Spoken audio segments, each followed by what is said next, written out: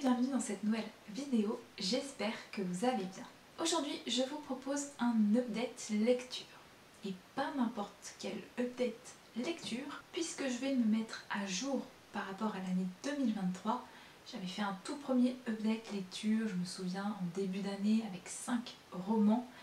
Là, cette fois-ci, on va partir carrément sur autre chose. Je vais mélanger bande dessinée, manga, album jeunesse, non-fiction, fiction. Et surtout, comme je le dis en début de vidéo, je vais clôturer l'année 2023 en vous parlant des lectures qui m'ont plu, déplu, qui m'ont marqué. Bref, il est grand temps de pouvoir enfin vous parler de toutes ces lectures que j'ai pu faire depuis 2024, et il y en a pas mal. Je vais mettre du temps à rattraper le retard, mais vous en faites pas, il sera rattrapé. Comme toujours, n'hésitez pas à regarder sous la vidéo puisque les livres dont je vais vous parler seront listés. Ensuite, je vais m'aider tout au long de la vidéo de mon assistant personnel, à savoir le bullet journal spécial lecture. J'ai environ une quinzaine de titres à vous proposer pour cette vidéo, donc on va commencer tout de suite maintenant.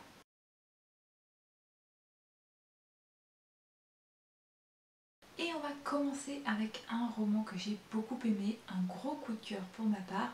Il s'agit du 8e tome des enquêtes d'Enola Holmes.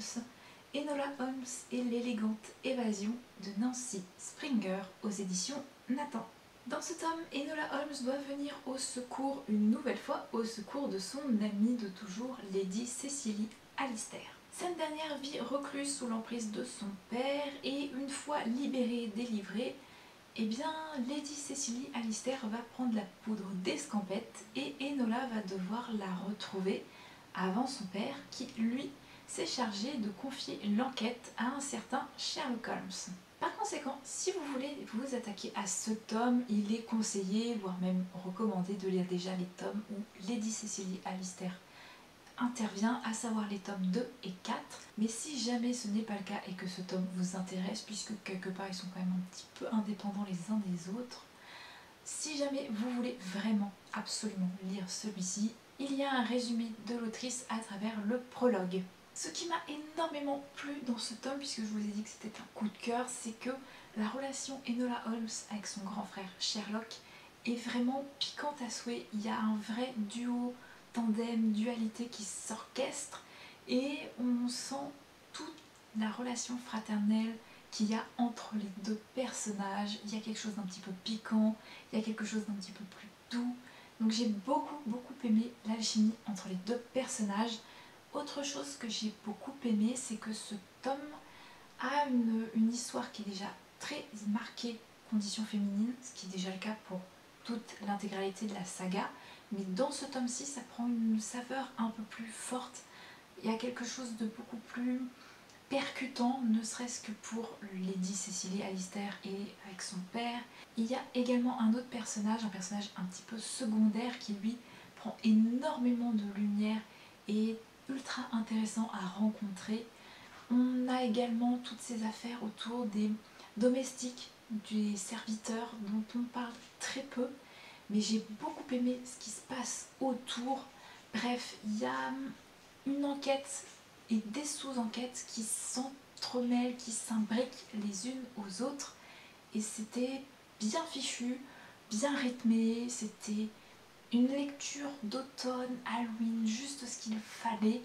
Perso, j'en garde un excellent souvenir. La plume de l'autrice est toujours un régal à lire. Et puis le personnage même d'Enola qui est incroyable, débrouillarde, sensible, drôle, très curieuse. Une de mes héroïnes préférées, je vous en ai déjà parlé dans un top précédent, mais vraiment si vous avez l'occasion de découvrir Enola Holmes, précipitez-vous dessus, parce que vraiment ça vaut le coup.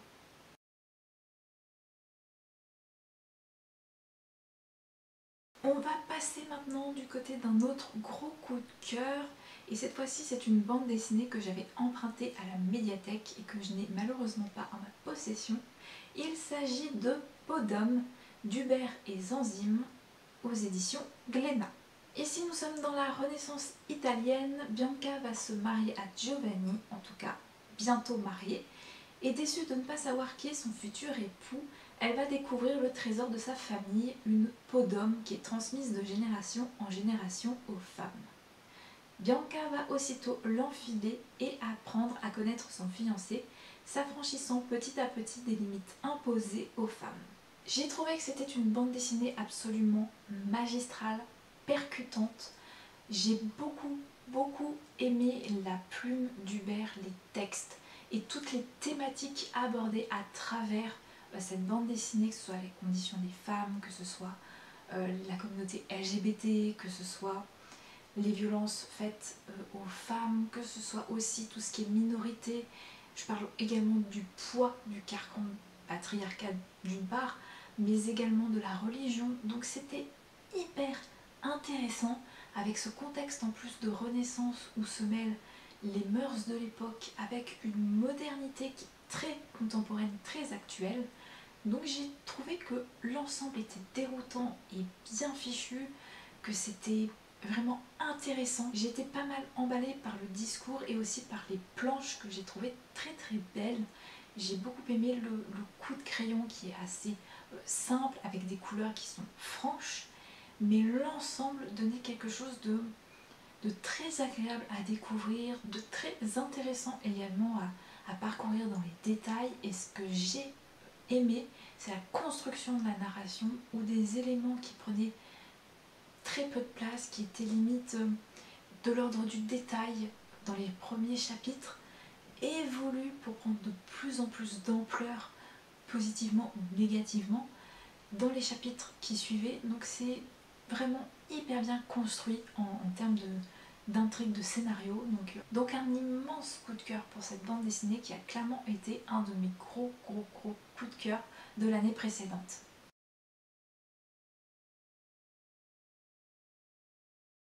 Avec le livre suivant, on va vraiment passer du coq à l'âne. On va avoir deux salles, deux ambiances, puisque je vais vous parler d'une déception et même d'un abandon.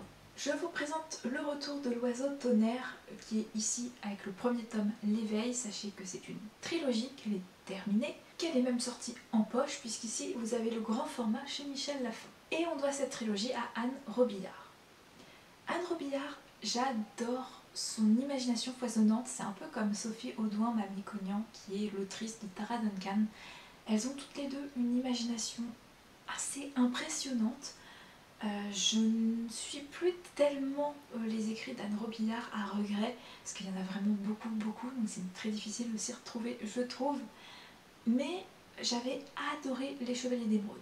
D'ailleurs, j'ai vraiment hâte de mettre la papate sur les 12 tomes de cette saga, plus le tome sur Onyx, parce que c'est vraiment une saga qui est très chouette, alors qui est très jeunesse aujourd'hui par rapport à ce que j'aime lire aujourd'hui en termes de fantasy, mais qui moi me régale toujours parce que j'en garde vraiment un très chouette souvenir. Pour ce qui est du retour de l'oiseau tonnerre, on est carrément sur du fantastique, donc quelque chose de contemporain avec des petites notes d'ésotérisme aussi, de fantastique.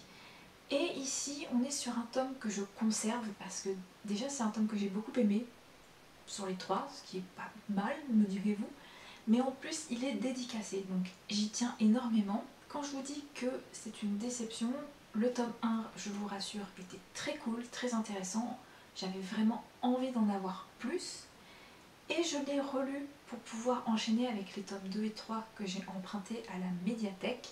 J'ai bien fait parce que je ne les aurais pas achetés sinon. Le tome 2 c'était une déception et le tome 3 je ne l'ai même pas terminé. En termes de résumé, nous sommes avec Logan McEwan qui mène une existence banale jusqu'au jour où il se retrouve subitement propulsé dans plusieurs de ses vies antérieures. Il prend alors contact avec Rain, une puissante médium qui l'aide à remonter le fil de son histoire jusqu'à sa toute première incarnation.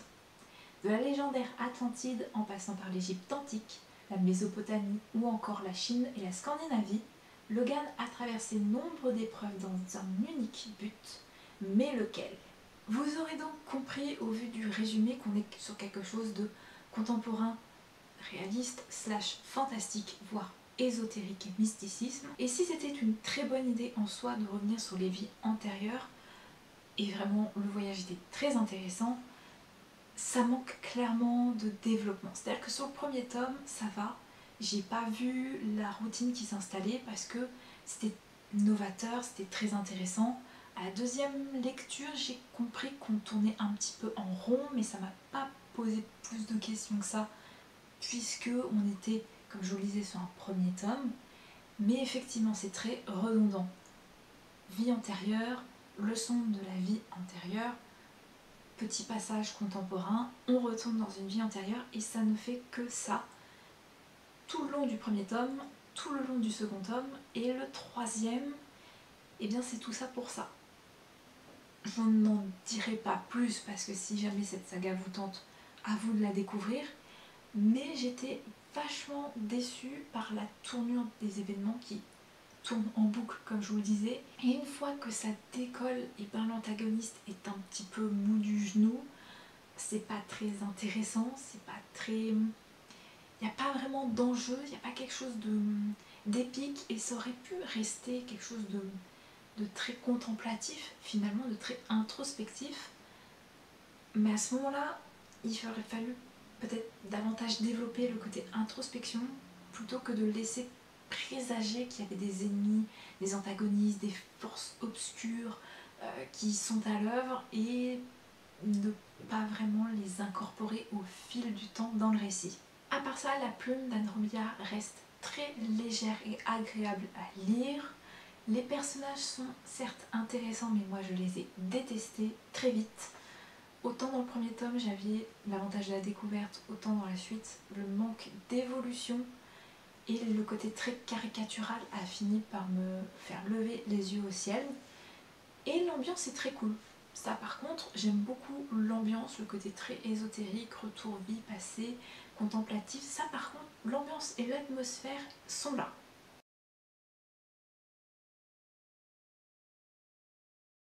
Même si la saison est clairement éloignée, puisque là on est en plein cœur de l'automne, on va quand même faire une toute petite excursion dans le monde fascinant et agréable de Noël et de l'hiver. Et je vais vous parler d'un album jeunesse. Il s'agit de Choisis ton sapin de Patricia Toth et Jarvis aux éditions Little Urban. Choisir son sapin, trouver le bon endroit chez soi, mettre les bonnes décorations et les guirlandes. Une histoire pour retranscrire la magie de ce moment magique. On est sur un album jeunesse somme toute assez classique, 32 pages, et il n'y a pas d'histoire à proprement parler. Ça a peut-être dérouté certains. Moi personnellement ça ne m'a pas dérangé plus que ça parce que c'est un album qui permet de découvrir un peu la thématique du sapin. Ça part donc du choix du sapin jusqu'aux décorations en passant par l'installation, par quel type de décoration on met, des bougies, des lumières, l'ambiance qu'on fasse en solo ou à plusieurs, en famille. On a donc comme ça sur les 32 pages un fil rouge, on va dire, à défaut d'avoir une histoire avec un début, un milieu, une fin, il y a un fil rouge qui est, ma foi, somme toute intéressant. J'ai trouvé l'ambiance très chaleureuse, cosy, j'ai beaucoup aimé les illustrations, j'ai trouvé très douces. Les couleurs aussi m'ont pas mal fascinée, j'avoue. Il y a des doubles pages qui sont vraiment sublimes. On a, voilà, comme ça, peut-être pas de personnage, mais il y a une petite forme un peu d'attachement à découvrir le sapin en lui-même. Et c'est plutôt rare d'avoir un album jeunesse qui s'occupe d'un sujet précis et pas de Noël dans sa globalité. Donc ma foi, c'était une chouette découverte. Moi j'ai passé un bon moment avec. J'ai beaucoup aimé la composition des illustrations, la patte esthétique, graphique qui m'a vraiment moi fascinée, et le fait de déconstruire l'album jeunesse pour retirer l'aspect narratif et faire quelque chose d'un petit peu plus peut-être liste diront certains, mais qui ma foi fonctionnait et a fonctionné avec moi.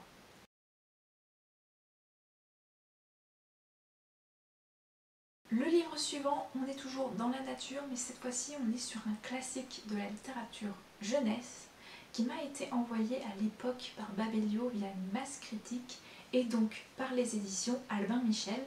Il s'agit de Jody et le Faon de Marjorie Kinnan Rawlings. En plein cœur de la Floride sauvage des années 1870, Les loups et les ours mènent la vie dure aux hommes. À 12 ans, Jody travaille pour assurer la survie de sa famille et ne rêve que d'une chose, avoir un animal de compagnie avec qui jouer et dont il prendrait grand soin. Quand l'occasion se présente, le garçon recueille un jeune enfant orphelin. Il ignore encore qu'il est sur le point de nouer une amitié hors du commun. Petite note et avertissement, on est sur un livre des années 1930-40, je crois, voilà, célébré par le prix Pulitzer en 1939. Donc on est dans cette époque-là et on est sur un roman qui se passe dans les années 1870. Par conséquent, on est sur un roman au cœur de la nature, avec quelque chose qui se passe tout le long de l'année. Je crois qu'on suit même plusieurs années, ou une année en tout cas, c'est sûr. Et donc le fil des saisons, et forcément on est sur une maison qui est un peu isolée. Certes, il y a un village à côté, mais on reste quand même sur une famille qui doit se nourrir et qui, pour se nourrir, pratique la chasse. Donc je tiens à prévenir que même si le thème est abordé, on n'est pas non plus sur de l'apologie de la chasse et on n'est pas non plus sur des gens totalement déshumanisés qui se contrefichent du bien-être animal. De plus, on n'est pas non plus sur des tas de descriptions en veux-tu, en voilà, sur des choses extrêmement gore ou violentes.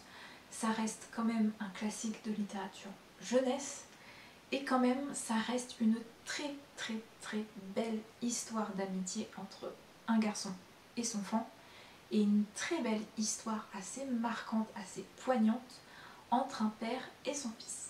Quelque part, la plume m'a pas mal rappelé celle de Lucy Maud Montgomery parce que c'est une plume qui est capable de donner de la vie au décor, aux personnages, qui est capable de donner un petit peu de magie dans les petites choses qui font le quotidien. Donc ça c'était assez réconfortant de retrouver une plume qui est certes soignée, élégante, mais qui n'est pas non plus trop marquée dans son époque, qui a quand même une certaine modernité et fluidité. Donc c'était très agréable à lire. En plus le livre objet est très très chouette, puisqu'on est sur un hardback, pas cher en plus de ça, 19,90 €, donc c'est important de le souligner. Et on est sur des décorations pour annoncer des débuts de chapitres qui sont ma foi très chouettes, sobres certes, mais chouettes, avec les petits bois pour le cerf, pour le faon. Donc un très beau livre, une histoire qui est prenante, qui est très sympathique à lire, qui se lit très facilement aussi. Des personnages principaux secondaires qui sont, ma foi, assez captivants. Bon ou mauvais, ils apportent quelque chose à l'intrigue, donc c'était assez intéressant de suivre notamment le jeune garçon, donc le petit Jody. Il y a plusieurs thèmes qui sont abordés, le deuil, la maladie, mais également les liens du sang, les liens du cœur aussi, l'amitié, la différence. Donc il y a toute une série de thématiques qui sont développées au fil des chapitres et qui sont très bien présentées, je trouve. Donc ma foi, si vous avez l'occasion de le découvrir, je vous le recommande parce qu'il est vraiment chouette et captivant.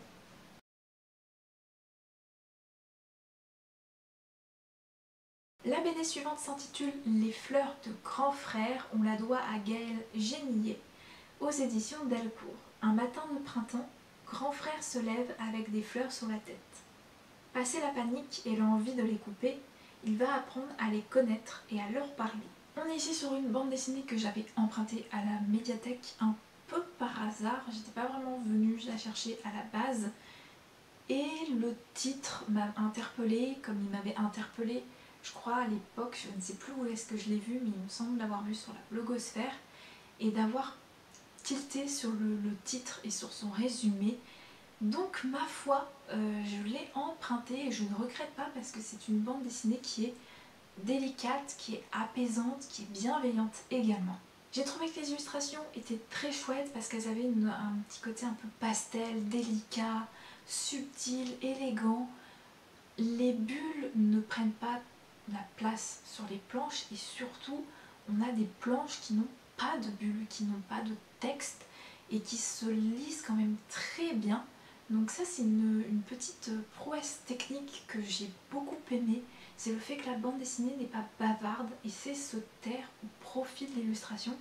qui sont très expressives en plus de ça. J'ai donc beaucoup aimé le coup de crayon de Gaëlle Génillier.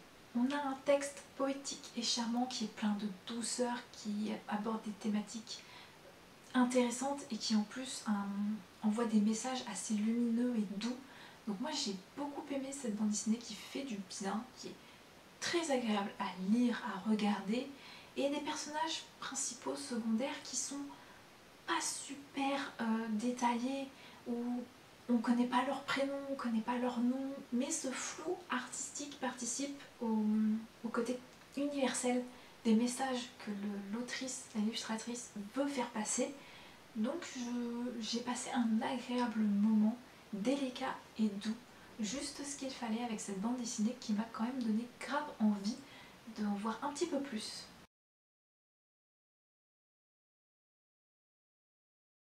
On va changer de décor pour aller du côté de la non-fiction et d'un ouvrage qui permet d'écrire de la fiction.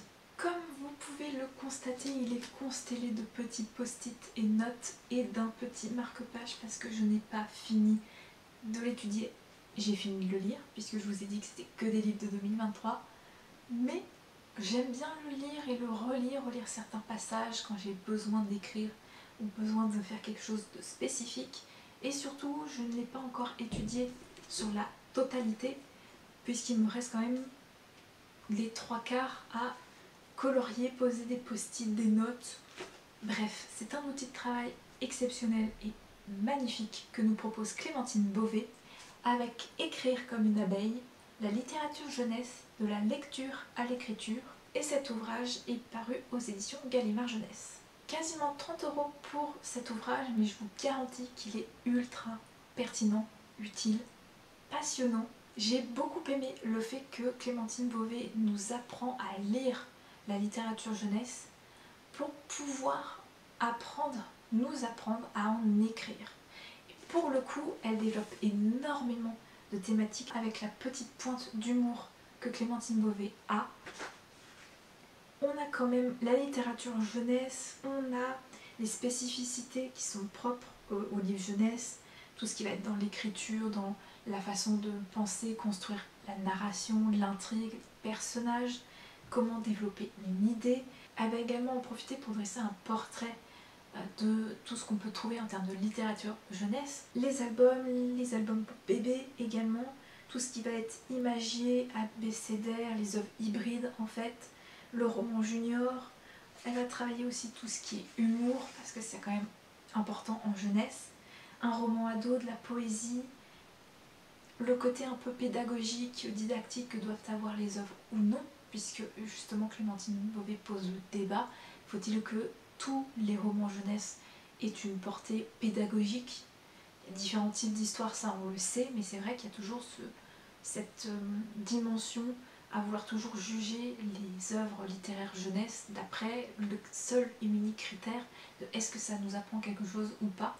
Donc c'est très très intéressant, tout le système de la construction d'intrigues, des personnages, il y a également tout ce qui vient après, comment écrire, les figures de style, la motivation, et plus encore, elle va plus loin puisqu'elle nous parle aussi de tout ce qui va être l'incipit, prologue, la chute, tout ce qui va être comment démarrer son récit, le terminer, comment le présenter aussi, les différents métiers en lien avec le monde de l'édition, bref.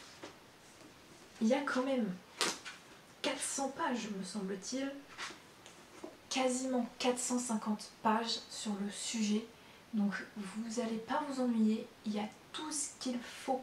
Si vous êtes intéressé par la littérature jeunesse et par l'envie d'en écrire tout simplement, d'en faire votre métier, ou tout juste si vous êtes curieux et passionné par la thématique, c'est un ouvrage à avoir dans sa bibliothèque si vous avez vraiment cette envie-là, parce que clairement, il est pertinent, il m'a appris énormément de choses également. Et puis ça fait du bien d'avoir un ouvrage qui repose un peu à plat toutes sortes de choses que j'ai pu moi constater en étant autrice, mais aussi en me baladant sur le net. On voit énormément de méthodologies fleurir ça et là. Donc Clémentine Beauvais vous propose juste de la réflexion, réfléchir à votre propre méthodologie. Non seulement Clémentine Beauvais aborde sa façon de penser les récits déconstruire, mais également elle va piocher des exemples dans la littérature jeunesse. Je pourrais continuer d'en parler pendant des heures, surtout je pourrais vous décrire chapitre par chapitre ce que j'ai pensé, ce qui est impressionnant, intéressant et ce qui va vraiment aider les auteurs à penser l'écriture jeunesse, mais je vais ma foi m'arrêter là parce que je pense que ça part un peu trop dans tous les sens, que je ne sais plus ce que j'ai dit de ce que je n'ai pas dit. Bref, lisez-le.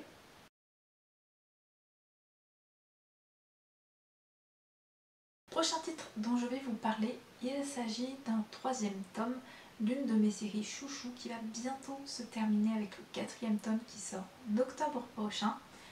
Il s'agit des Mémoires de la forêt, le tome 3, L'esprit de l'hiver, de Michael Brun-Arnaud, illustré par Sanoé et publié aux éditions L'École des loisirs.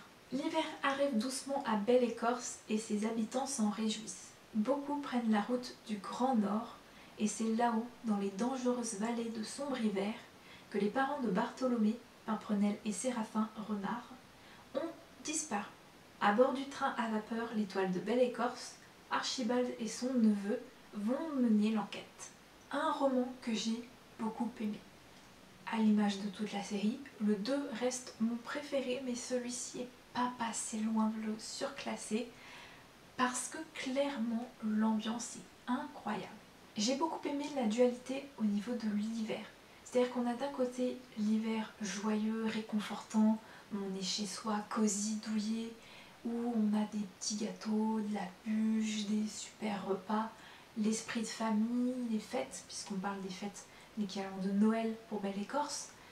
Et de l'autre côté, on a quand même un hiver qui est beaucoup plus sombre, dur, froid, avec quelque chose de beaucoup plus, pas fantastique, mais quelque chose qui est beaucoup plus sombre, avec des thématiques pas faciles à aborder en littérature jeunesse, mais que je trouve nécessaires.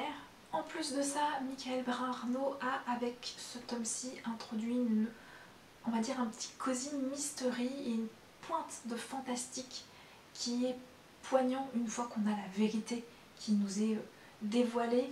Donc j'ai beaucoup aimé l'ambiance et l'atmosphère de ce tome-ci qui est vraiment très intéressante, bien construite. En plus de ça, l'Étoile de Belle-Écorce qui est le train à travers lequel Bartholomé et son oncle Archibald vont voyager est passionnant, fascinant. J'ai adoré les planches de Sanoé montrant l'extérieur comme l'intérieur du train. Encore une fois, un très beau voyage avec de très chouettes rencontres, des personnages que j'ai adoré découvrir. Et j'ai adoré comprendre en fait le lien entre le cosy mystery qui nous occupe dans le train, ce qui se passe à l'extérieur dans Sombre-Hiver, et les différentes étapes, parce que finalement tout est lié, tout est imbriqué, tous les éléments concordent. Donc ça m'a vraiment passionnée d'un point de vue construction, narration. Un gros régal aussi de découvrir les illustrations de Sanoé qui sont absolument incroyables et magnifiques. J'ai beaucoup aimé les bleus, les jaunes qui sont utilisés dans cette histoire.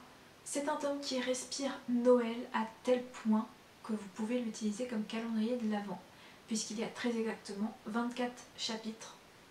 Donc ma foi, si vous ne savez pas quoi faire en termes de calendrier de l'Avent pour cette année, vous pouvez essayer de découvrir Les Mémoires de la forêt, le tome 3.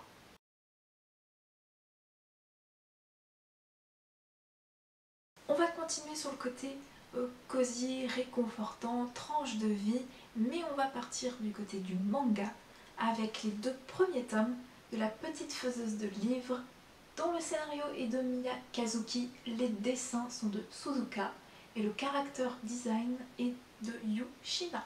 C'est un manga édité aux éditions Ototo.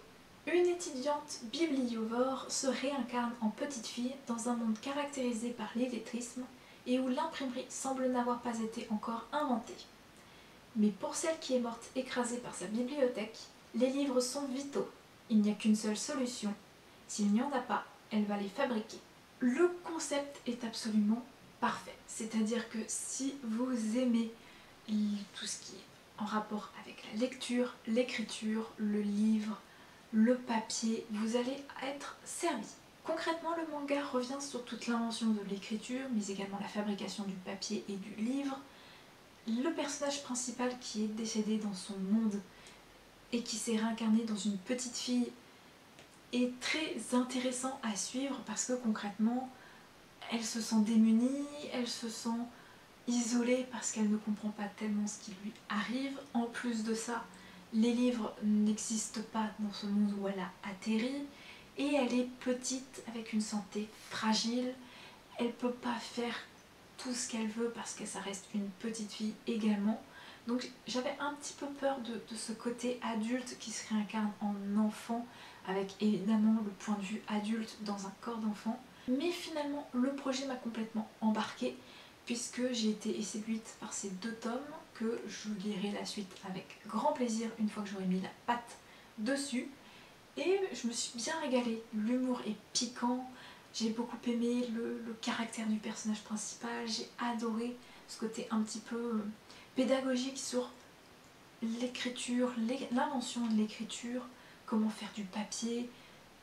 En gros, on suit tout simplement l'histoire même du papier et du livre, puisqu'elle commence avec ce qu'elle peut faire en termes d'art pariétal, de quelque chose de très rudimentaire, et je suppose qu'elle va arriver petit à petit à inventer la même chose que Gutenberg, peut-être, je n'en sais rien.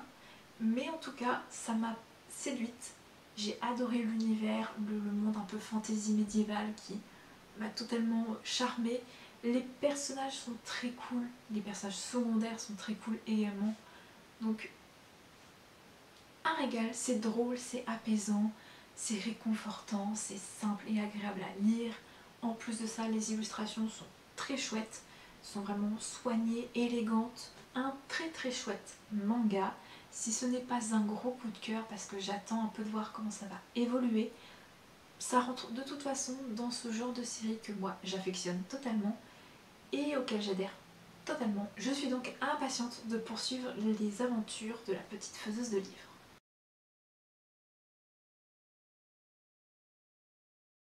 On va rester dans le graphique et cette fois je vais partir dans la bande dessinée.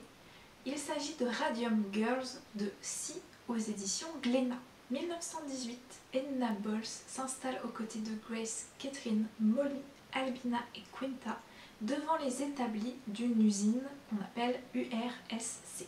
Elles vont y peindre leur quota de cadrans de montre avec une peinture au radium qui permet de lire dans le noir. Lip, dip, paint, 3 mots, 3 gestes qui les mèneront à leur perte.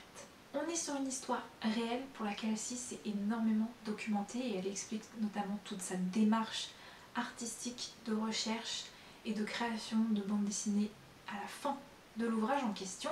Et c'est une bande dessinée qui est à la fois percutante, révoltante et en même temps douce, lumineuse par la sororité qu'elle dégage. Concrètement, l'ambiance, le décor est planté, on est dans les années 20 et Si a réussi totalement le fait de nous immerger dedans, que ce soit dans les costumes, que ce soit dans les décors, que ce soit dans les mœurs aussi, puisqu'on parle pas mal de prohibition.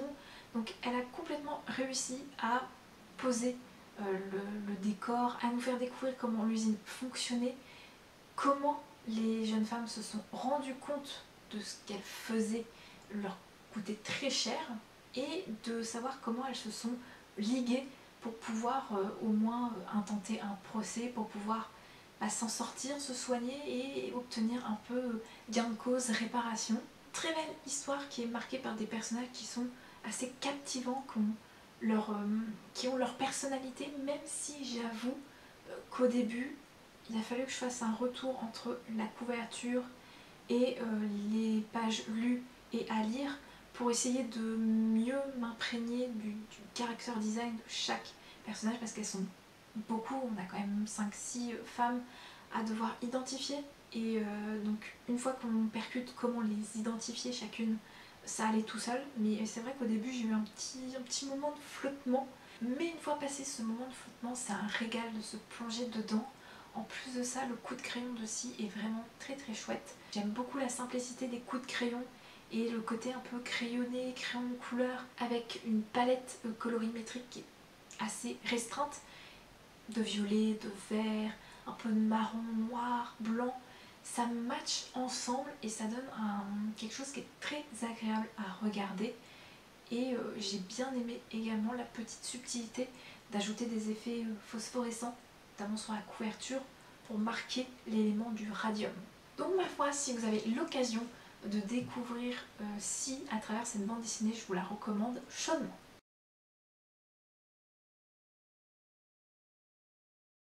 On va partir du côté du roman et on va retourner dans l'ambiance Noël-hiver avec cette découverte qui me tentait depuis sa sortie. Et la sortie en question, c'est 2014. Mais victime de son succès, impossible de mettre la main sur le grand format comme sur le format poche. J'espère vraiment, vu l'histoire incroyable que c'est, qu'un jour ça ressortira parce que ça serait amplement mérité. Il s'agit de la véritable histoire de Noël, parue aux éditions Michel Lafon et que l'on doit à Marco Leno. En Laponie, le jeune Nicolas orphelin est recueilli par les habitants de son village. Chaque année, au 25 décembre, il change de famille. Nicolas décide de se consacrer à sa passion pour fabriquer des jouets en bois, d'être plein de joie et d'espoir. Il ignore qu'il va être à l'origine des plus belles légendes. Nous sommes là sur une magnifique histoire pour et sur Noël où tous les éléments qui gravitent autour de cette fête sont exploités dans le récit et surtout expliqués. De plus, on a une ambiance Laponie hivernale, Noël qui est parfaite si jamais vous voulez une lecture idéale pour la saison, pour Noël. Il faut se plonger dedans parce que c'est absolument parfait.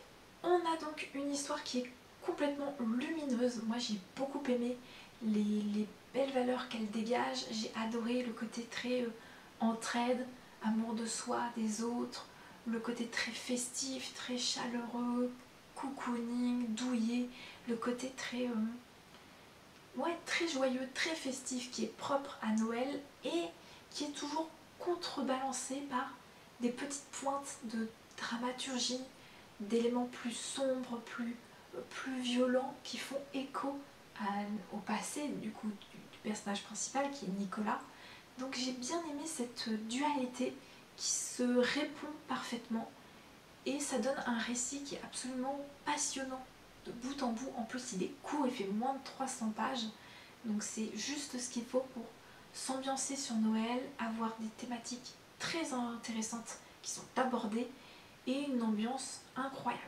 C'est surtout un petit garçon puis un adolescent et enfin un adulte qui nous est dévoilé au fil du temps, au fil des différents Noëls et différents hivers et qui force le respect, l'admiration parce qu'il a tout simplement développé une résilience qui est assez impressionnante, je trouve. La plume est certes simple mais elle est très agréable à suivre, donc ma foi, si vous le trouvez d'occasion, puisqu'il n'y a que d'occasion désormais qu'on peut le trouver, n'hésitez vraiment pas à vous le procurer parce que c'est une très très belle histoire de Noël. Et si vous l'avez dans votre pile à lire, sortez-le de la pile à lire et lisez-le cette année.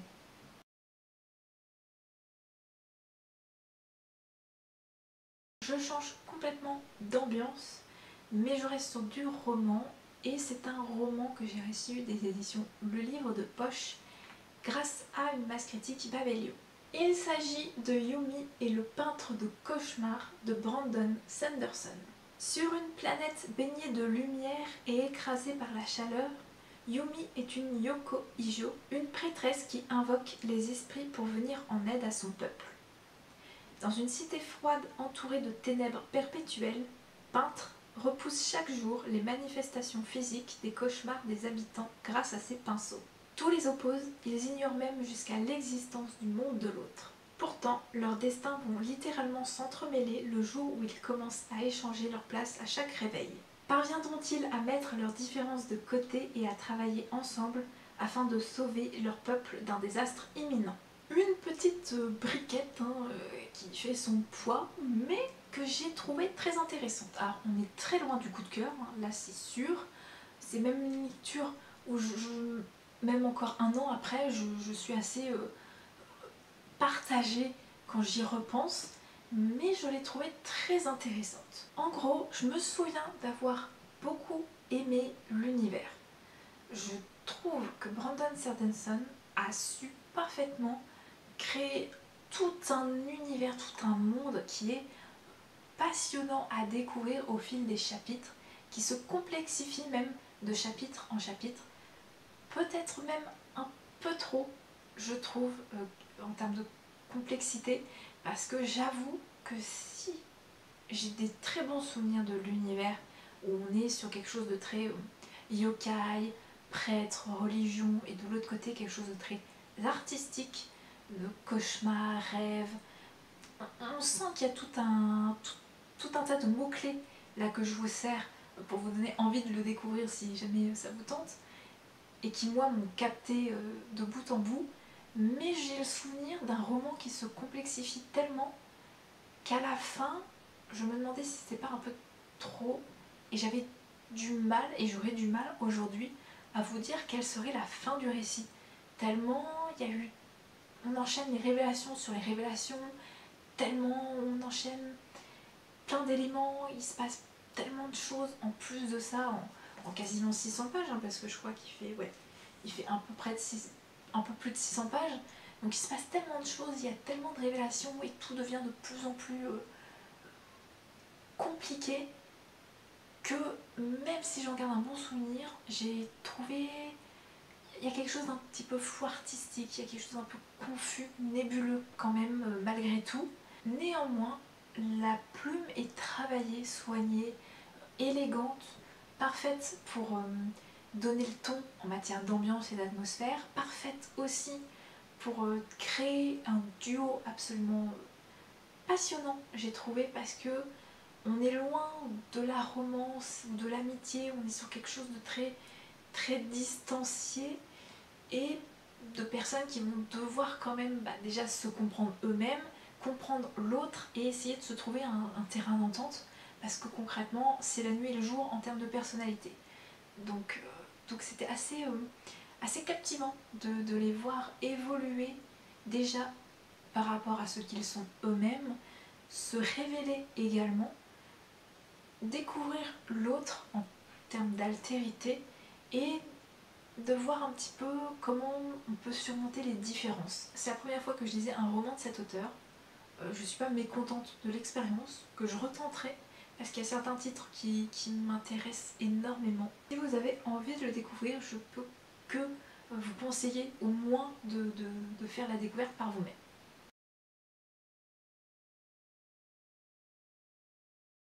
Prochain livre dont je vais vous parler, il s'agit d'un ouvrage de non-fiction, Fabuleux mythe viking des éditions Larousse, que l'on doit à Matt Ralph et Cathy Ponder. Une encyclopédie aussi visuelle que culturelle pour tout savoir sur la mythologie nordique, dieux, héros, créatures. Résumé très sobre, mais en même temps, on n'aurait pas pu faire mieux.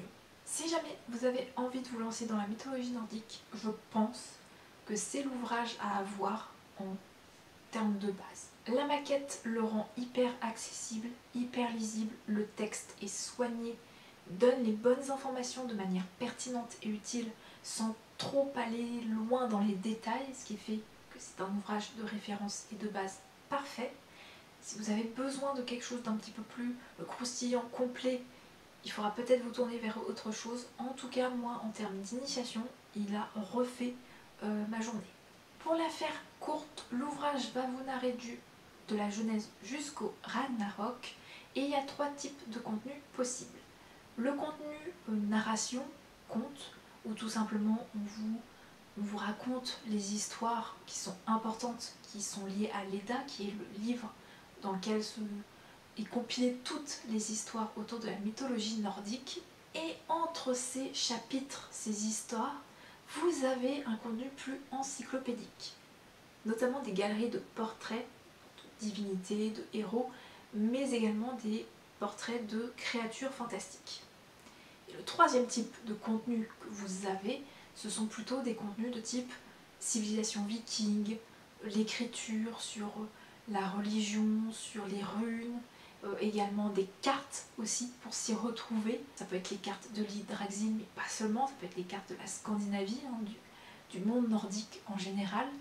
Donc tout ce petit monde s'articule les uns entre les autres pour donner un ouvrage qui est donc dynamique, qui est vraiment bien fichu en termes de texte, de maquette, parce que les images côtoient le texte et l'un ne prend pas plus de place que l'autre, fonctionne en adéquation totale. On a un texte qui est, comme je vous le disais, soigné, pédagogique, mais qui n'est pas lourd, qui n'est pas ultra développé non plus, parce que ça reste quand même un ouvrage fait pour jeunesse, pré-ado, ado, hein. Donc concrètement, si vous avez besoin de quelque chose d'un petit peu plus poussé, c'est pas ce livre qu'il vous faudra avoir, encore que je me dis que ça reste quand même un très bel objet à avoir dans sa bibliothèque. Les illustrations sont assez particulières, je trouve, en termes de style graphique, c'est peut-être pas le style graphique sur lequel je me retourne tous les jours. Cependant, j'ai trouvé que la patte graphique, les couleurs aussi, il y avait quelque chose d'un peu hors du temps qui se dégageait des illustrations et que je trouvais que ça matchait parfaitement avec le contenu.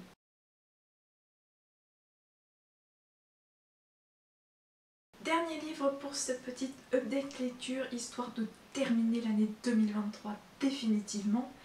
Il s'agit d'un ouvrage qui, on va dire, album jeunesse, beau livre, puisqu'il s'agit d'un ouvrage poésie, haïku, / album jeunesse, beau livre. Donc, vous allez voir.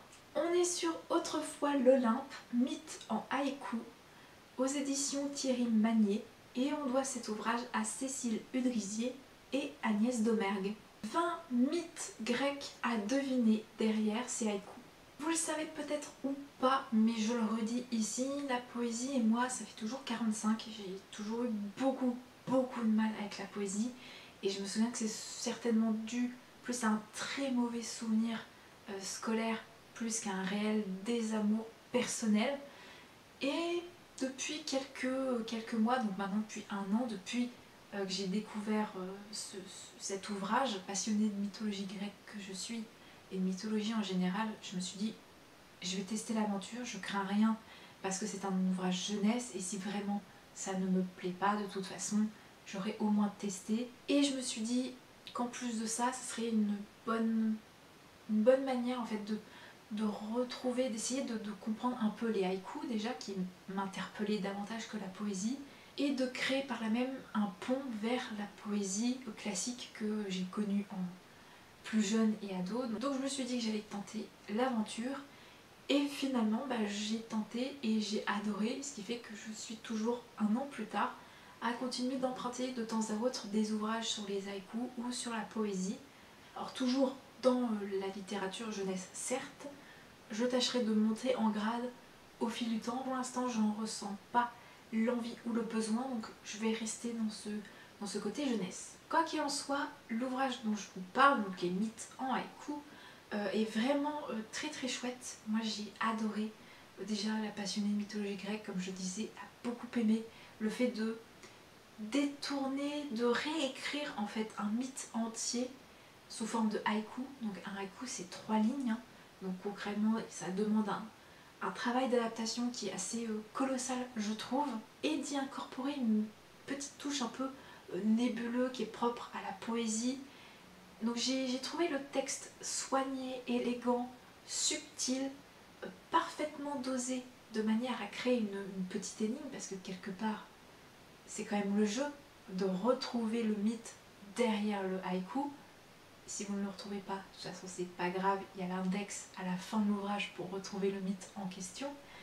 Mais j'ai trouvé le texte vraiment bien fichu, parce que j'ai reconnu quasiment tous les mythes, tous les personnages présentés, donc ça c'est plutôt une bonne chose. J'ai bien aimé le relationnel entre le texte et le fond, parce qu'il y a une couleur unie sur laquelle se dégagent ces 3 lignes, et de l'autre côté une pleine page d'illustration à l'aquarelle et aux encres, qui est une illustration qui est toujours très délicate, un espèce comme une mini planète en fait.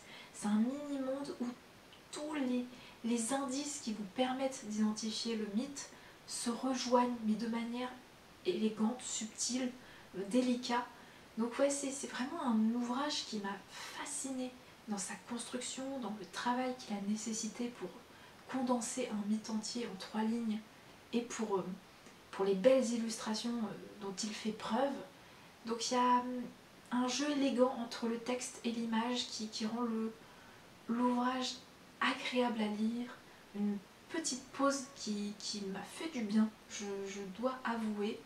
Donc c'était vraiment hyper intéressant, très chouette. Et spoiler alerte, j'ai continué l'aventure notamment avec les autres ouvrages de Cécile Oudrizier et de Agnès Domergue, puisqu'elles en ont fait un sur les contes, un autre sur les fables, un aussi sur un côté herbier philosophe. On n'est pas tellement sur le haïku pour celui-ci, mais on reste dans cet univers qui est très japonisant et aquarelle. Donc moi ça m'allait parfaitement. Si jamais vous êtes curieux par rapport au haïku, je ne peux que vous recommander à 3000% de découvrir le travail de ce duo parce que ça vaut, c'est une vraie petite pépite. Cette vidéo touche à sa fin, je vous ai présenté 14-15 ouvrages histoire de conclure l'année 2023 comme il se doit en termes d'update lecture et de vous parler de ces lectures qui m'ont marqué en bien, en mal, mais j'avais vraiment, ça me tenait à cœur vraiment de vous les présenter dans cette vidéo. Je l'ai dit en introduction, mais comme il a dû s'écouler pas mal de temps depuis, je me répète. Si vous avez envie d'en savoir plus sur ces livres, sachez que j'ai un profil livre addict et Pabelio, que j'ai certainement dû publier soit les chroniques, soit des commentaires sur les deux, voire mon blog carrément une chronique entière ou plusieurs chroniques. Donc n'hésitez pas à faire un petit tour dans les différents liens qui sont à votre disposition juste en dessous. Les livres cités dans cette vidéo sont également listés et puis il y a également tous les autres liens qui vous permettent de faire votre propre ratatouille personnelle. Que vous ayez lu les livres cités ou non, que vous les ayez dans votre pile à lire, dans votre wishlist, qu'il vous ait interpellé au point que ça vous a rappelé telle ou telle lecture que vous avez faite cette année ou l'année passée, n'hésitez pas à vous emparer de l'espace commentaire puisque je serai ravie de vous lire et de vous répondre. N'hésitez pas non plus à rejoindre Patreon ou Tipeee puisque j'y publie un carnet de lecture qui permet d'avoir un suivi de lecture un petit peu plus actuel. Je pense que j'ai terminé le blabla habituel du YouTube Game et je vais donc pouvoir conclure cette vidéo en bonne et due forme. Merci de l'avoir regardé jusqu'au bout. D'ici la prochaine vidéo, faites de très belles lectures, portez-vous bien, restez curieux et créatifs. Bye!